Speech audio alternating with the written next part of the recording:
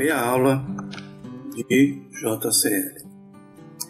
JCL é Job Control Language, linguagem de controle de job, dentro de uma mainframe que nos permite executar programas e procedures. Tá? Nós vamos ver isso um pouco mais detalhado. Programa é o programa que nós desenvolvemos. COBOL, SIX, DB2, em outras linguagens também, Assembler, Telon, IMS, enfim. Para que nós entendamos JCL, é importante que entendamos assim. Nós temos processos no mainframe online e nós temos processos batch. O online, na maioria das vezes, tem tela, pode até não ter. Mas os processos batch, eles não possuem tela. Tá? São processos apartados. Para a gente entender online batch, imaginemos uma conta corrente. Durante o dia, ela vai recebendo depósitos, saques. Então, o online está tratando isso. Eu tenho o saldo anterior, que é o saldo de ontem, vou somando os créditos, diminuindo os débitos, me dá o saldo atual. Só que num processo à noite batch, nós precisamos pegar o saldo anterior, somar todos os créditos, subtrair todos os débitos e gerar um novo saldo para amanhã. É assim que funciona, bem grosseiramente, o processo batch. Esse processo que é rodado, em algum momento, não necessariamente à noite, para efetuar as transações. E o online é aquele que a gente faz na hora, seja com uma tela ou não. Bem, como no batch nós dissemos que não tem tela, quando eu tiver que passar informações, por exemplo, tenho que validar um CPF num processo batch. Dentro do JCL existe uma SYSIN, que permite que eu entre com informações para o programa sem digitar na tela. Nós vamos ver isso também. Mas esses processos, imagine agora uma folha de pagamento. Eu vou rodar a folha de pagamento, eu tenho que calcular as horas extras, as faltas, o imposto de renda, e emitir o olerite e depois enviar um crédito para o banco. Todos esses são processos que eu tenho que fazer e eu tenho que seguir uma ordem, eu tenho que saber qual que é a ordem. Então, para orquestrar, nós temos uma ferramenta Ctrl+M que permite que eu relacione as ordens dos jobs, crie dependências entre os jobs, crie releases entre jobs. O que é release? O job terminou o job 10, ele libera o job 11 para iniciar a execução. Então, bem resumidamente, é isso. Nós vamos, no decorrer do curso, entender melhor JCL. Mas vamos lá. P34, Future fontes JCLs, onde ficam os nossos JCLs. Vamos dar uma olhada em um JCL para nós entendermos, Aqui nós estamos dando F8. Vamos lá, vamos pegar o primeiro job nosso. Olha, todo JCL, ele começa na primeira coluna com //. Então eu tenho que ter //. Posso pôr comentários do JCL? // asterisco é comentário. Se eu puser só // sem nada, como eu fiz agora, eu estou dizendo o job acaba aqui, não interessa o que tem para baixo, ele não vai executar. Então cuidado, não coloque em // em branco, com a linha em branco, que determina o fim do job. Tá? Bom, mas eu posso colocar // o quê? Bom, eu tenho 3 comandos no JCL, os mais importantes. O comando JCL, o comando DD e o comando exec. Então, olha, primeira linha do job, // o nome do job. Tá? que pode conter até 8 caracteres. O meu job vai ter esse nome. Em seguida, obrigatório na primeira linha ter o comando job. Tá? O account é esse próximo comando aqui. O account, imagine uma empresa. Ela tem vários departamentos. Compras, contabilidade, pessoal. E eles executam vários jobs. Como a empresa vai ficar sabendo quem está consumindo mais o mainframe? Então, no account, nós passamos informações. Qual job que está rodando, que departamento que pertence e tal. Bem, separados por vírgulas comandos, eu vou no MSG Class. Qual é a classe de mensagem desse job? Imagine assim, eu coloco lá no meu job que ele vai me listar tudo que está acontecendo. Imagine uma empresa que roda 5.000 jobs. Tem sistemas lá que já estão rodando perfeitamente. Eu não preciso ficar analisando o resultado do job. Então fica muito dispendioso. Então eu posso dizer que classe de mensagem que eu quero. Mensagens mais simples, mensagens mais detalhadas, referente à execução de job. Classe. Os nossos jobs podem pertencer a diversas classes, separada pela, vamos dizer, complexidade dos jobs.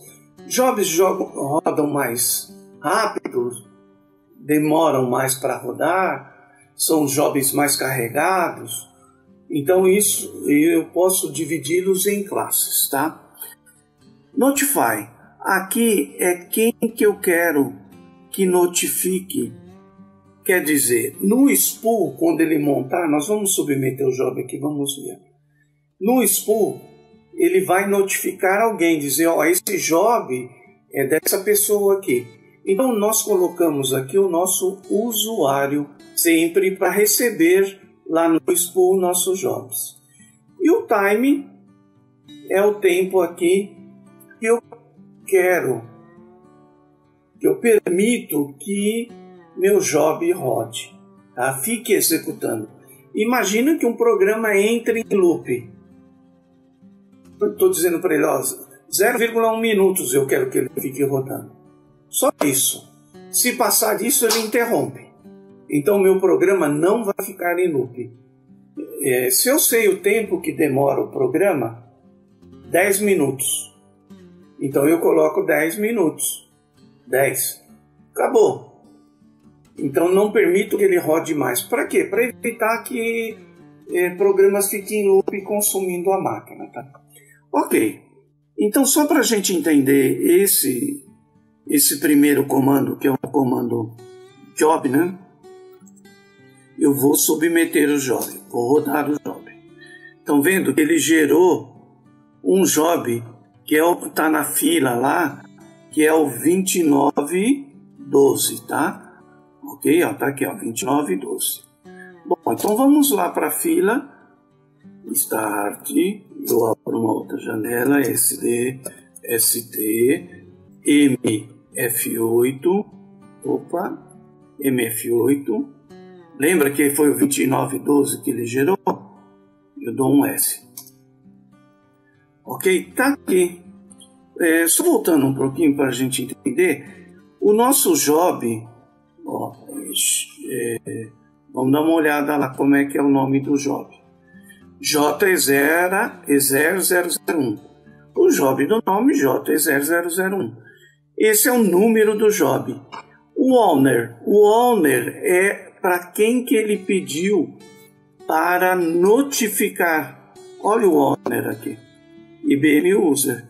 Então é para o IBM User que ele mandou. Então ele gerou esse job para nós.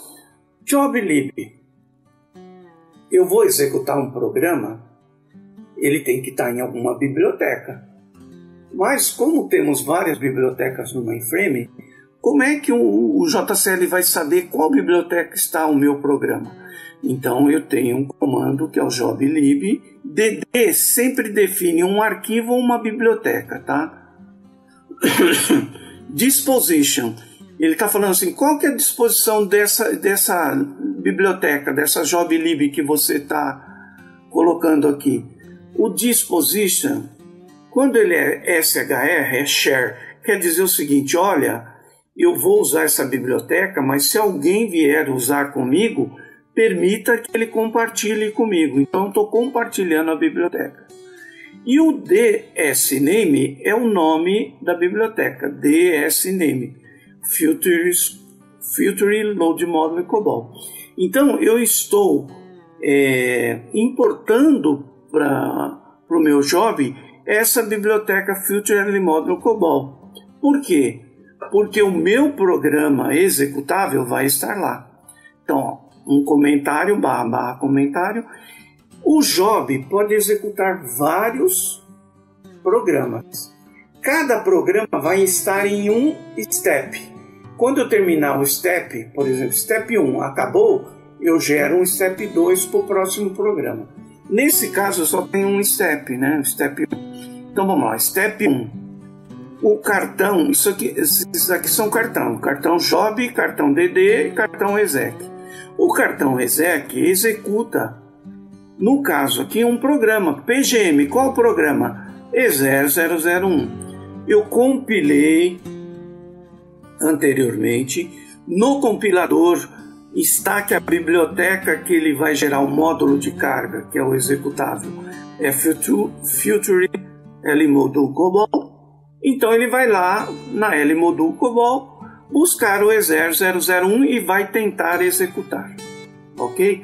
Só que o que acontece? O DD eu inseri uma biblioteca. Agora eu tenho um outro DD para um tal de CAD-peça. Então eu estou inserindo mais um arquivo e ele chama CAD-peça. Opa, mas peraí. CAD-peça, vamos para a nossa outra tela. Eu vou sair aqui. Tá? Ok, vou entrar P34. Agora, no ALU 0403, fontes COBOL. Por quê? Porque aqui dentro está o programa. Nós não estamos executando o E0001. Olha ele aqui. Mas peraí, o E0001, depois nós vamos aprender COBOL, tá? Ele tem um arquivo que chama CAD-peça. Vamos lá. O job tem que se referenciar, tem que ter um DD para cada arquivo que eu tiver lá no programa. Então, lá no programa tem um CAD-peça, eu coloco CAD-peça. Se eu colocar CAD-peça aqui, ele vai dar erro. Ele falou, ó, não achei o CAD-peça, tá? CAD-peça.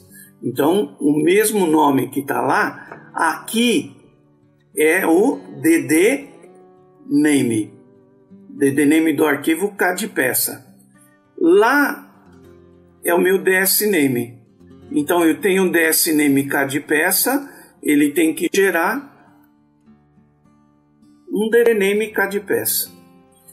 Ok, então eu coloco o nome que eu quero dar para ele, ele vai criar um arquivo com esse nome aqui, tá? Para continuar os parâmetros eu coloco vírgula, vou na linha de baixo coloco barra barra. Lembra, o DISP nós vimos agora há pouco, aqui, que o DISP é share. No caso desse arquivo, o nosso programa está lendo o CAD-peça. Olha, find CAD-peca. Ok? Nós vamos procurar aqui, tá? CAD-peca. Achamos, olha só. Open, ele está abrindo o arquivo como input. Input é para ler, output é para gravar. Então ele está lendo o CAD-peça, gravando o CAD-atu. Então vamos lá. Se ele está lendo o CAD-peça, ele tem que existir. Então eu posso usar o DISP share. Estou dizendo para ele, ele existe e eu vou compartilhar com quem quiser. Tá? O Volcer é o disco. O mainframe tem vários discos. O nosso aqui é sempre PR39C7, tá? E dentro do disco eu tenho várias unidades. A unidade é sempre 3390. Muito bem. Então eu vou ler o CAD peça. Eu defini um DD dentro do meu job, né, como CAD peça, e vou gravar um CAD-ATU. Nós lembramos aqui, ó, output CAD-ATU. Então ele está gravando o CAD-ATU. Então eu vou definir também um DD para o CAD-ATU e vou colocar o nome do CAD-ATU, tá? Olha, estão vendo que tem duas linhas aqui? Inclusive tem um erro aqui, tá, gente?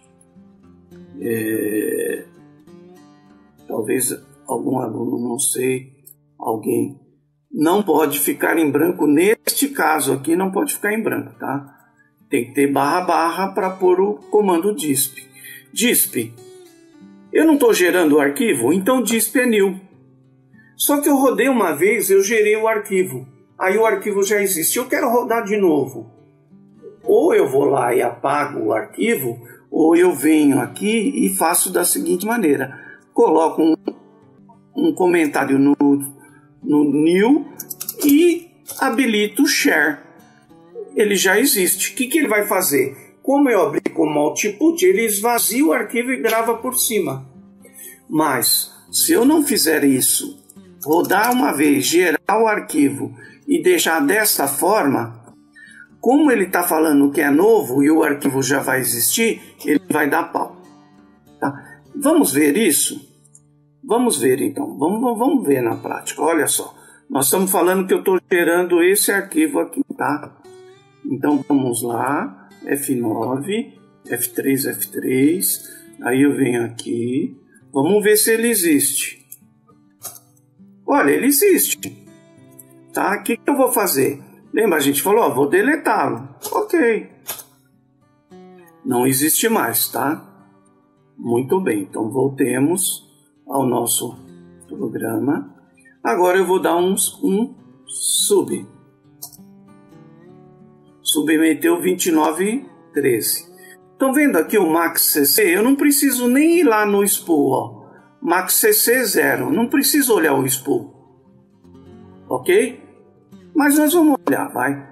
Não deu erro, mas nós vamos olhar. Vamos aqui. SD. MF8. Opa. MF8 e J001 S, olha lá, return code 0, ok, não deu erro. MF8, a estatística de processamento, ele leu o CAD peça, 23 registros, a gente tem noção de registro, o registro é cada linha do arquivo, e gravou 23, ok? Porque o nosso programa simplesmente lê e grava. Perfeito. Estamos entendidos. Ok. P34. Agora, o que nós vamos fazer? Nós vamos ver se o rapaz existe agora. Edit. Ele existe. MF8. 23 registros. Olha aqui embaixo. 26 registros. Então ele gravou o CAD-ATU. Ok? Muito bem. Mundo ideal. Perfeito. Mas o que acontece? Tá? Acontece que eu esqueci que eu já rodei uma vez esse programa e eu vou falar, não, eu vou rodar de novo, tá? Eu vou dar um sub. O disp tá new, ele tá dizendo, ó, esse arquivo é novo, mas o arquivo já existe, tá lá. Então eu vou dar um sub. Olha lá, ele gerou 14. Olha aqui, ó, ele deu erro. Ele deu um erro. Por que ele deu um erro? Vamos olhar lá no spool para ver o porquê que ele deu erro. Então, SD, ST e um MF8. Perdão, MF8. Vamos olhar aqui. O job é 0001 e vamos MF8 olhar o que aconteceu. Vocês estão vendo aqui onde está o cursor aqui, ó, duplicate dataset. Aí ele vai falar aqui com isso aqui F11, gente, eu venho para cá, tá? Ó, ele falou que tá duplicate porque esse cara já existe. Por quê? Porque eu rodei de novo e ele já existia. Então eu não posso executar 2 vezes o mesmo programa. Não é que eu não posso. Eu posso. Eu não posso sem alterar o JCL, né? Future fontes JCLs. Bom, então seguindo a nossa aula de JCL, nós estamos vendo os cartões Job, Exec e DD. Nós estamos no DD. E esse arquivo de entrada, quando eu falei share, ele tem que existir porque ele está lendo. E esse aqui, quando eu colocar 1000, não pode existir, tá? O que acontece? Ah, mas então eu não quero ter um trabalho. Aqui é um arquivo, mas suponhamos que meu programa tivesse 20 arquivos. Eu ia ter que deletar um por um? Não, eu viria aqui, colocaria asterisco e colocaria o disp share para ele, tá? Dizendo, olha, ele já existe. E aí eu rodaria de novo. Ó, submetido o job, maxcc 0. Não deu erro. Gerou o arquivo novamente, tá? Ok? Bom, mas e esse arquivo que ele gerou? Quais são as características dele? Já falamos DISP, DCB. DCB, eu vou dizer aqui tudo referente ao arquivo. RecFM, o meu arquivo ele é fixo blocado. Quer dizer, ele tem um tamanho fixo e quando eu for gravar 50 milhões de registros, ele vai dividir em bloco. Então ele tem os registros têm tamanho fixo. No nosso caso aqui, os registros, cada um vai ter 80, tá? Que é o LRECL, é o tamanho do registro. Vão ser fixos e ele vai blocar. Ele vai dizer, quando você vai num apartamento, por exemplo, você vai num conjunto de apartamento, tem 5 torres. Como é que eles falam? Ó, eu quero ir na casa da Maria. Ele fala, ó, a Maria mora no bloco 4. Aí eu vou lá no bloco 4. É a mesma coisa a blocagem aqui. O arquivo é muito grande, ele divide em blocos. Então é fixo blocado. Tá? Mas o bloco ele vai dividir de tamanho de quanto? Ele vai pegar de 10 em 10 registros e vai gerar bloco. Ó, bloco de 800. Como o registro tem 80... A cada 10 ele gera um bloco diferente. Fala, pô, mas por que isso? Para ficar mais fácil para acessar. O space é o espaço que eu vou reservar para o meu arquivo. Caso vocês rodem um programa e dê o problema de espaço, vocês vêm aqui e aumentam, tá? As trilhas aqui, tá? Você pode pôr um valor maior, 100, 200, 300, mas aqui é quantas trilhas ele vai usar. Tá? O release é para liberar, né, após a execução do programa. E a unidade, lembra que a gente falou aqui que o disco tem várias unidades? A que a gente usa é a 3390. Bom, aqui, se eu não colocar o sysprint e o sysout, ele não vai mandar essa execução lá para o spool.